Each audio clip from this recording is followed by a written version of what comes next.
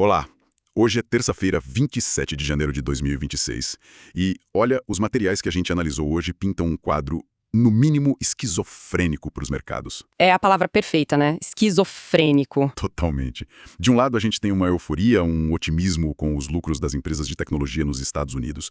O mercado agindo como se não houvesse amanhã. Isso. E do outro, um medo, sabe? Um medo crescente de uma guerra comercial que pode explodir a qualquer momento. E bagunçar tudo. Exato. Então, a nossa missão hoje é tentar entender essa briga de foice no escuro entre o otimismo e o medo, olhando o que aconteceu na Ásia, na Europa e o que isso significa pra gente aqui no Brasil. E essa é a grande questão do momento, não é? O que pesa mais na balança? O lucro que a Microsoft vai anunciar amanhã ou um tweet inflamado do presidente que pode sair hoje? Pois é. O cenário que os relatórios descrevem é um fascinante estudo de caso sobre como o mercado tenta precificar o caos. E essa tensão, ela não tá só na bolsa. Certo. Ela aparece em todo lugar, mas especialmente no preço do ouro, que tá soando um alarme. Um alarme altíssimo que a gente precisa ouvir com atenção. Ok. Vamos começar por essa ponta do otimismo, então. A Ásia parece que escolheu um lado hoje, né? Fechou o dia em alta. Sim, bem positiva. O Nikkei do Japão subiu quase 1,5%, mas o que realmente me chamou a atenção foi a Coreia do Sul. O índice KOSPI disparou 2,6%. Um número muito forte. Muito forte. E isso parece loucura, porque acontece exatamente no momento em que o presidente Trump ameaça subir as tarifas sobre produtos coreanos de 15% para 25%. Eles estão simplesmente ignorando a ameaça. Olha, a leitura que os investidores de lá estão fazendo é exatamente essa. Eles estão, na prática, pagando para ver. Acham que é blefe. Acham que é blefe, a aposta é que o discurso de Trump é uma coisa e a política real, a que vai ser implementada, é outra, bem mais branda. É como se fosse uma tática de negociação. Um jogo de pôquer de risco altíssimo. Exato. E o mercado asiático está dizendo, eu pago para ver o seu jogo. Uma aposta bem perigosa. E enquanto a Ásia faz essa aposta toda otimista, a Europa já abriu com um pé um pouco mais atrás, né? Um pouco mais contida, sim. E o principal índice, o Eurostock 50, abriu quase estável, subindo só uns 0,3%. Parece que a cautela deu o tom por lá. Deu, e por um motivo duplo. Por um lado, eles têm uma notícia excelente nas mãos. Os relatórios destacam um acordo comercial gigantesco. Assim, o acordo com a Índia. Exato. A União Europeia acabou de fechar com a Índia. A gente está falando de um tratado que envolve algo como 25% do PIB mundial. É uma resposta direta ao protecionismo americano. É uma resposta estratégica e direta. Eles estão mirando reduzir tarifas em setores cruciais para eles, como os carros alemães, as bebidas francesas. É a Europa e a Índia criando o próprio parquinho, já que os Estados Unidos não querem brincar. Mas você disse que o motivo da cautela era duplo. Qual o outro lado? O outro lado é que, por mais importante que seja esse acordo, o dinheiro de verdade, o fluxo que move o mercado no curto prazo, ainda está olhando para os Estados Unidos. E esta semana é crucial.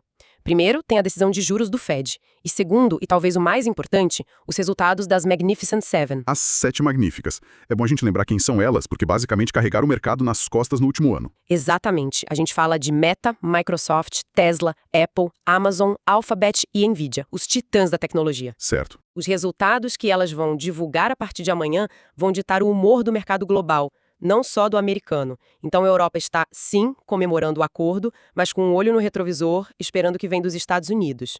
E por falar nos Estados Unidos, os futuros por lá já indicam uma abertura positiva. O Nasdaq, o índice de tecnologia, na frente com alta de 0,6%. O foco é total nesses balanços. E aqui a gente conecta todos os pontos. A análise dos fluxos de capital nos nossos materiais é muito clara. E o que ela diz? Que apesar de todo o barulho político, das ameaças de tarifas, da instabilidade, o dinheiro continua seguindo uma única trilha. A dos lucros. A dos lucros. O mercado tem uma memória curta para a política e uma obsessão total com o próximo balanço. A aposta é que o lucro de amanhã vale mais que a ameaça de um tweet hoje. Ok, agora eu preciso parar aqui. Porque se o mercado de ações está fazendo essa aposta no otimismo, o que os nossos materiais mostram sobre o ouro é simplesmente inacreditável. É uma história completamente aposta. Completamente. A gente está falando de $5.000 por onça. O ouro rompeu a barreira histórica, negociado a $5.087.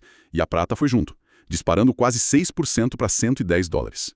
Isso é um alarme de incêndio. Sem dúvida. Os analistas nos relatórios chamam isso de debasement trade.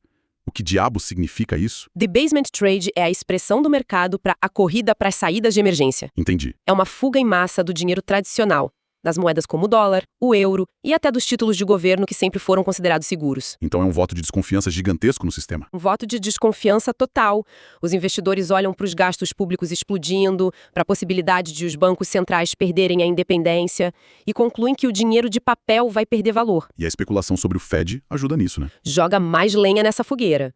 A ideia de que o Trump pode indicar alguém mais amigo de juros baixos para o comando do Fed só intensifica isso. O raciocínio é: se os governos podem imprimir dinheiro sem limites, eu quero algo que não pode ser impresso. Ouro e prata. Ativos reais.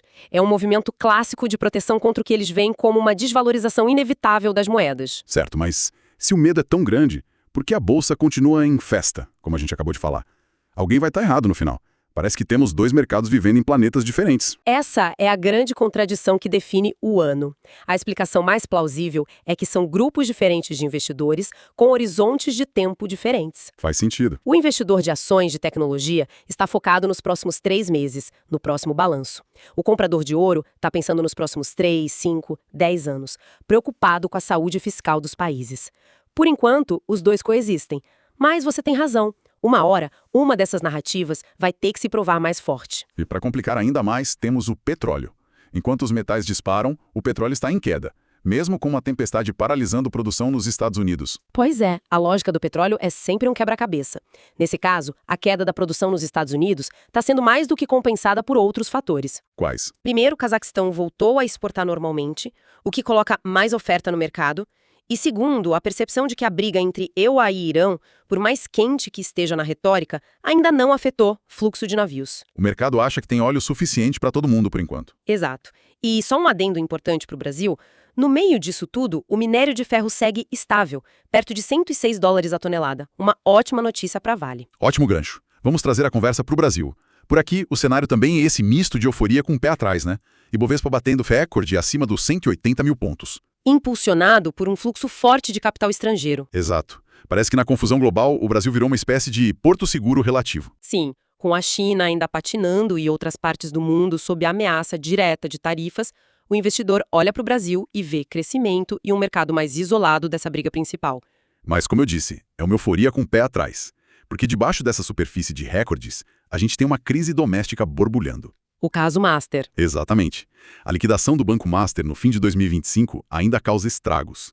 A Polícia Federal está em plena operação e a cada dia surge uma revelação nova. O BRB, que teve negócios com o Master, já viu as ações derreterem 36,5%. E o problema é que isso deixou de ser uma história do mercado financeiro e virou uma crise política de primeira grandeza. Sim, os nomes envolvidos são de peso. Muito.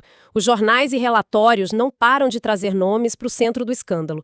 Fala-se na intermediação do ex-ministro Guido Mantega para um encontro do dono do banco com o presidente Lula.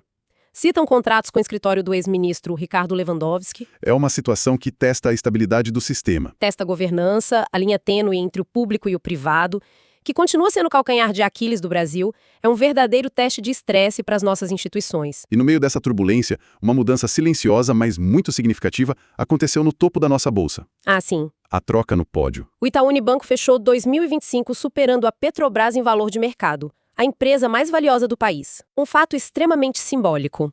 Essa troca reflete a busca por previsibilidade. Os investidores estão preferindo a consistência de um grande banco, um setor mais resiliente, em detrimento da volatilidade da energia, que depende do petróleo e de política. É uma rotação de setores bem clara. Muito clara.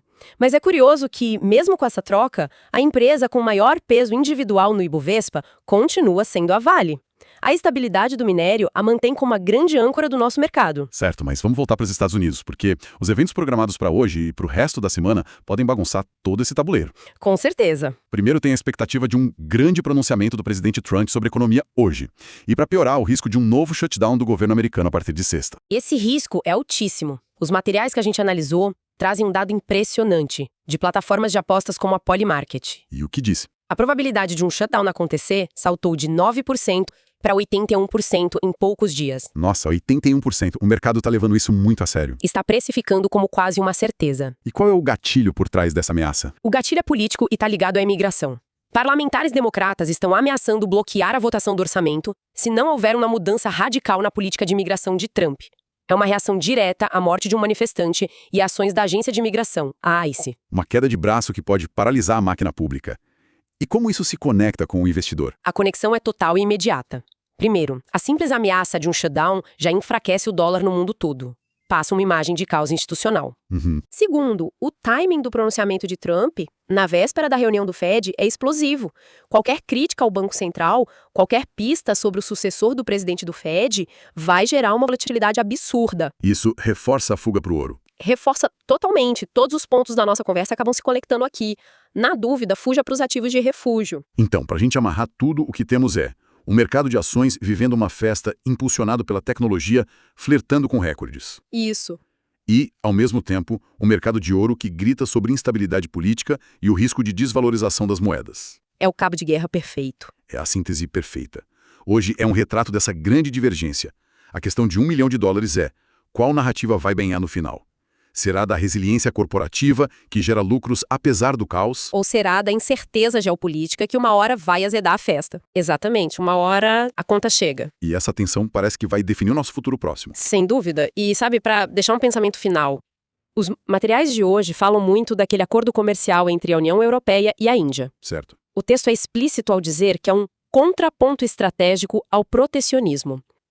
Isso me faz pensar, será que a gente não está testemunhando o início de um grande realinhamento dos blocos comerciais globais? Um mundo com novas alianças. Um futuro onde novas alianças, talvez Europa, Índia, Brasil, se formam para criar um sistema paralelo, tentando se isolar da volatilidade de um dos principais eixos da economia mundial. Como seria um mundo com 2 ou 3 sistemas comerciais competindo entre si? É uma possibilidade que está sendo construída agora enquanto a gente conversa.